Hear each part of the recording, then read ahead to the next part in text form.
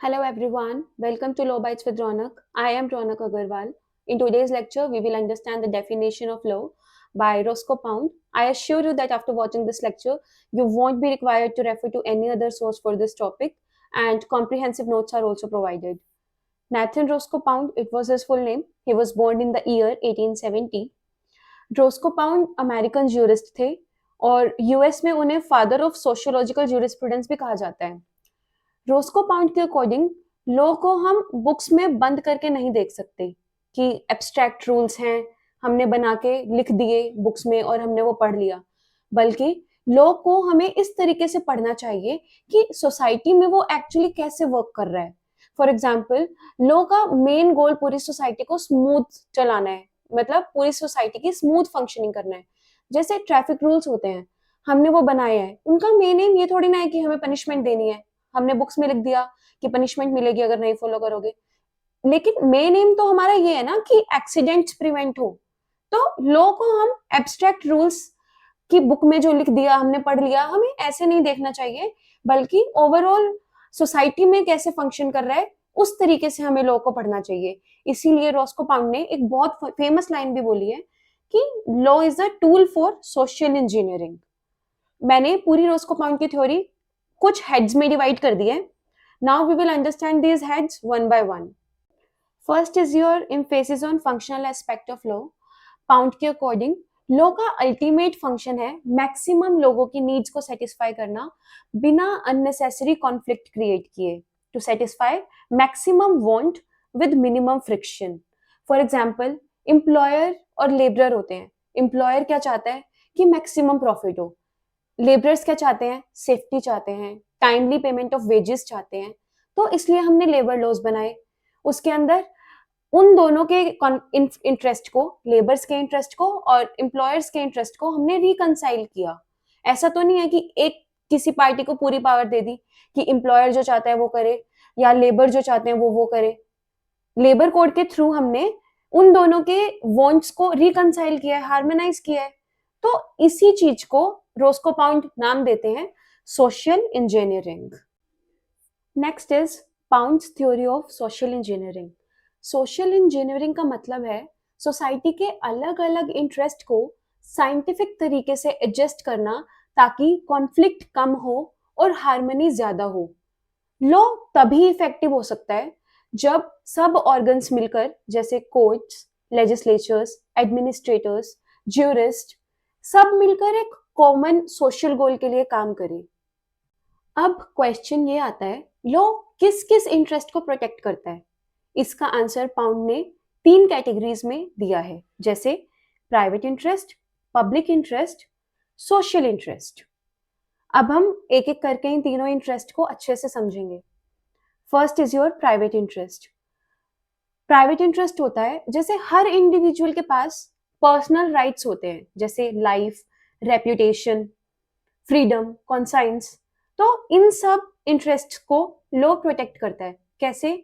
जैसे defamation laws हैं हमारे आईपीसी में और अब बीएनएस में, रेप्यूटेशन को प्रोटेक्ट करते हैं. ऐसे ही हमारे पास आर्टिकल 21 है हमारे कॉन्स्टिट्यूशन ऑफ इंडिया में, जो हमारी लाइफ और पर्सनल लिबर्टी को प्रोटेक्ट करता है.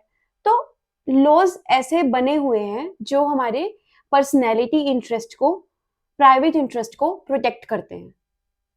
Next is domestic relations. Family relations जैसे हस्बैंड वाइफ, पेरेंट्स चिल्ड्रन, इन सबको लॉ प्रोटेक्ट करता है, प्रोटेक्शन देता है. फॉर एग्जांपल, हमारे पास मेंटेनेंस लॉज हैं, गार्जियनशिप लॉज हैं, जैसे Hindu minority and guardianship act, हामा, HMGA, बहुत सारे हमारे पास लॉज हैं. ये सब डोमेस्टिक रिलेशंस को प्रोटेक्ट करते हैं. Next is your subsistence, interest of subsistence. Property, succession, contract, ये सब सर्वाइवल और ग्रोथ से रिलेटेड इंटरेस्ट हैं, ये भी प्रोटेक्टेड है. फॉर एग्जाम्पल, हमारे पास प्रॉपर्टी राइट्स हैं, TPA, transfer of property rights, SOGA है हमारे पास, सेल ऑफ गुड्स एक्ट. ऐसे ही हमारे पास फ्रीडम ऑफ कॉन्ट्रैक्ट है, कॉन्ट्रैक्ट एक्ट, उसके अंदर हम ब्रीच नहीं कर सकते हमारे कॉन्ट्रैक्ट को. तो ये हमारे प्राइवेट इंटरेस्ट होते हैं, जिसके अंदर number 1 personality right, second domestic relations, next is your interest of subsistence. ये तीनों आते हैं, इन सबको लॉज प्रोटेक्ट करते हैं. Next is public interest. Public interest basically states के इंटरेस्ट होते हैं. For example preservation of state. Example national security laws हो गए, सेडेशन, एंटी टेरर लॉज हो गए. Next is state as guardian of social interest.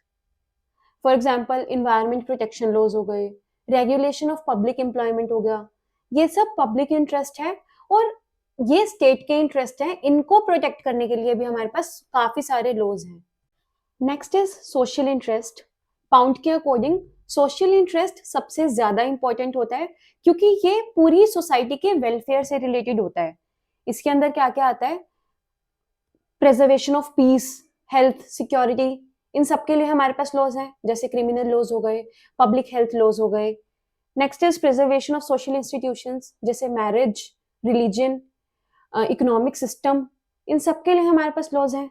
Next is preserving general morals, example gambling, prostitution regulations, ये सब हमारी morality के खिलाफ है, तो इन सब के लिए भी हमारे पास लॉज हैं. Next is conservation of social resources, जैसे हमारा इन्वायरमेंट हो गया, फॉरेस्ट हो गए, वीकर सेक्शन हो गया सोसाइटी का, जैसे बड़े बुजुर्ग, हमारे वुमेन, चिल्ड्रन, इन सबको प्रोटेक्ट करने के लिए हमारे पास लॉज हैं. Next is ensuring general progress of the society, for example education, trade, science etcetera. तो हमने अब टोटल 3 टाइप के इंटरेस्ट पढ़े हैं: private interest, public interest, social interest. इन तीनों के बीच में हार्मनी मेंटेन करना ही लॉ का काम है और इसी को पाउंड सोशल इंजीनियरिंग कहते हैं. प्राइवेट इंटरेस्ट जो हमारे पर्सनल होते हैं, जैसे reputation, domestic relations. Public interest जो स्टेट के होते हैं, और सोशल इंटरेस्ट जो पूरी सोसाइटी की वेलफेयर का बात करते हैं. तो इन तीनों के बीच में हार्मनी मेंटेन करना ही सोशल इंजीनियरिंग पाउंड ने कहा है. Next is very very important, ड्यूरल postulates of Roscoe pound. ड्यूरल postulates का मतलब है बेसिक एजम्पशंस. बेसिक एजम्पशंस जो लो ये मानता ही है कि सोसाइटी में लोग नॉर्मली फॉलो करेंगे. ये बेसिकली आइडियल बिहेवियर होता है जो लो एक्सपेक्ट करता है कि सोसाइटी में एग्जिस्ट करता ही है, और अगर कोई नहीं फॉलो करता है, वायलेट करता है, तो लो इस चीज में इंटरवीन करता है.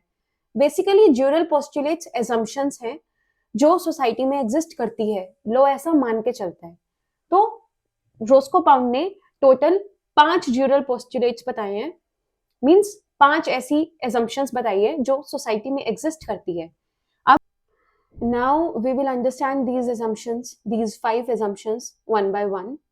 Now your first dual postulate: people will not cause intentional harm. Means low ये एज्यूम करता है कि लोग जानबूझकर दूसरों को हार्म नहीं करेंगे. फॉर एग्जाम्पल तुम कार चला रहे हो, लो ये एज्यूम करता है कि तुम किसी को जानबूझकर नहीं उड़ा दोगे, राइट? तुम प्रॉपरली केयर से चलाओगे और जानबूझ के किसी पे टक्कर नहीं कर दोगे. तो ये लॉ एज्यूम करता है. अगर वायलेशन करते हो तो ऑब्वियसली क्रिमिनल लॉज हैं हमारे पास, वो इंटरवीन करते हैं, आप पे मर्डर, असोल्ट का चार्ज लग सकता है. तो this is your first jural postulate कि आप किसी को इंटेंशनल हार्म कोज नहीं करोगे.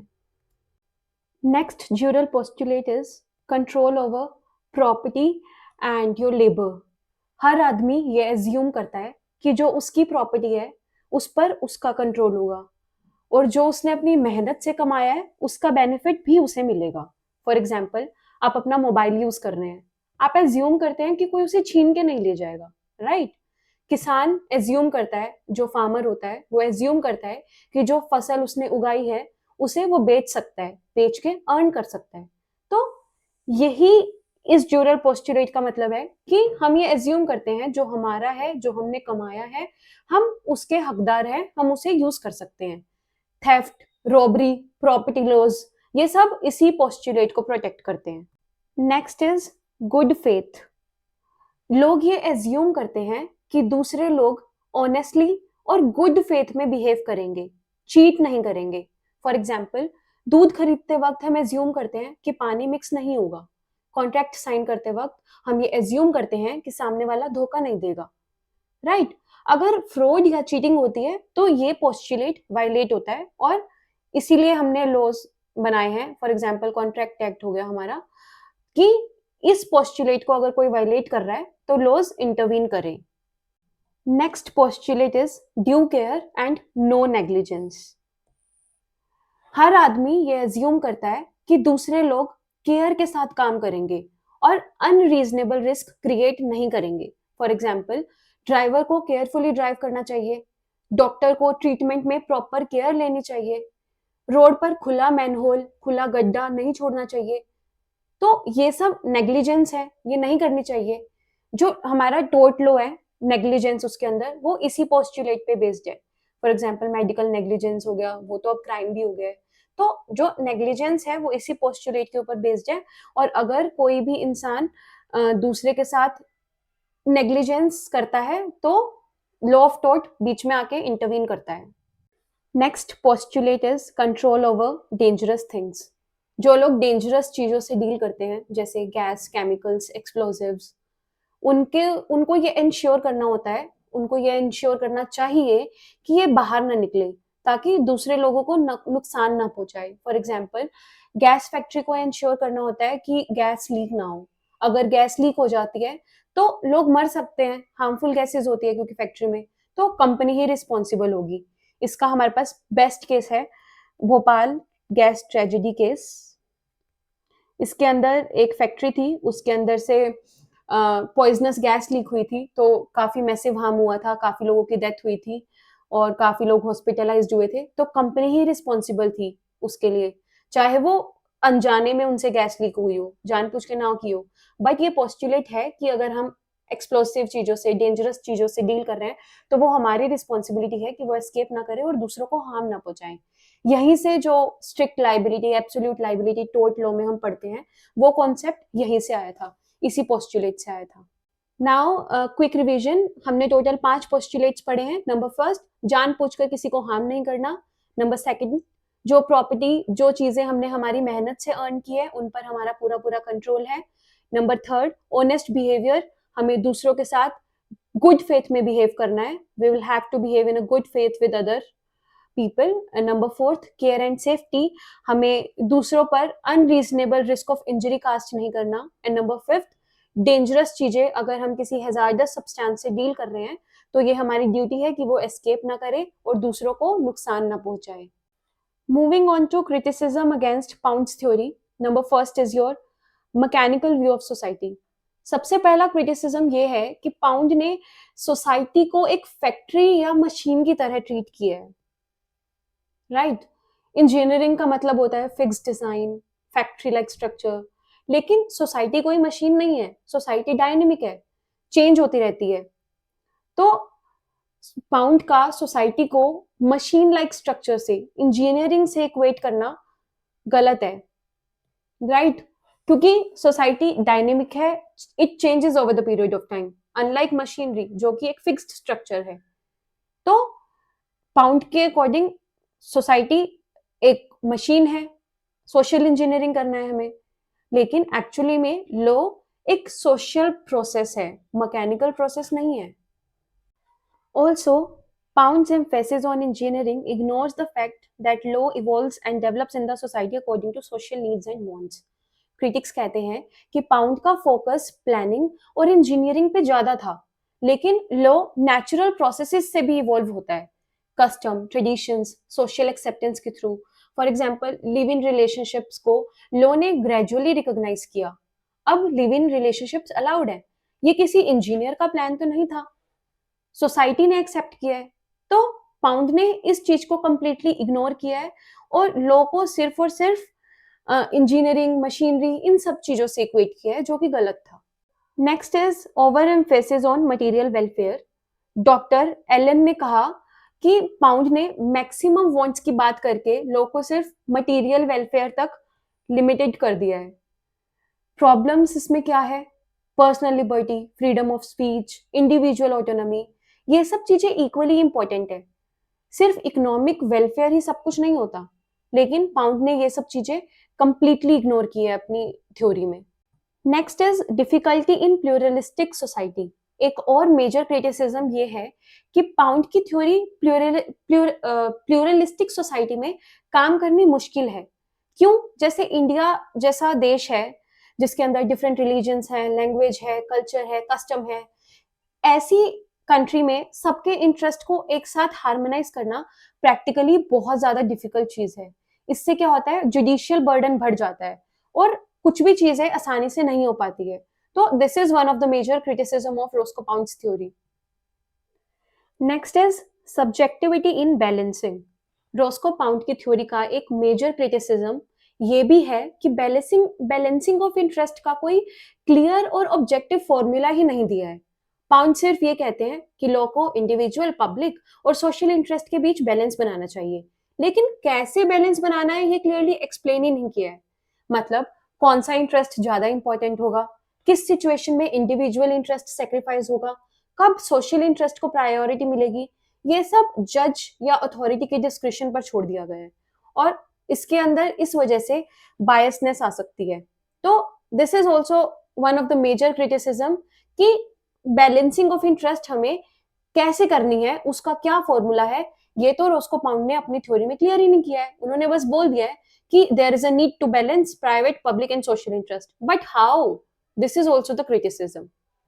तो यहाँ हमने रोस्को पाउंड की थ्योरी को, क्रिटिसिज्म को अच्छे से समझ लिया है, पढ़ लिया है।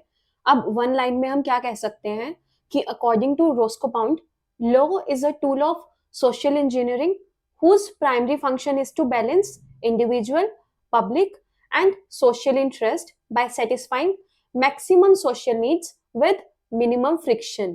उनकी थ्योरी ने ज्यूरिस्प्रूडेंस के पूरे फोकस को एब्स्ट्रैक्ट रूल्स से प्रैक्टिकल वर्किंग में शिफ्ट कर दिया है। इसलिए हम कह सकते हैं कि रोस्को पाउंड ने लॉ को बुक्स से निकाल के सोसाइटी के बीच ला दिया है, right? That's all for today's lecture. Thank you for watching. Do subscribe and don't forget to hit the bell icon for early updates regarding next lecture. Learn law one bite at a time. Thank you. Bye bye.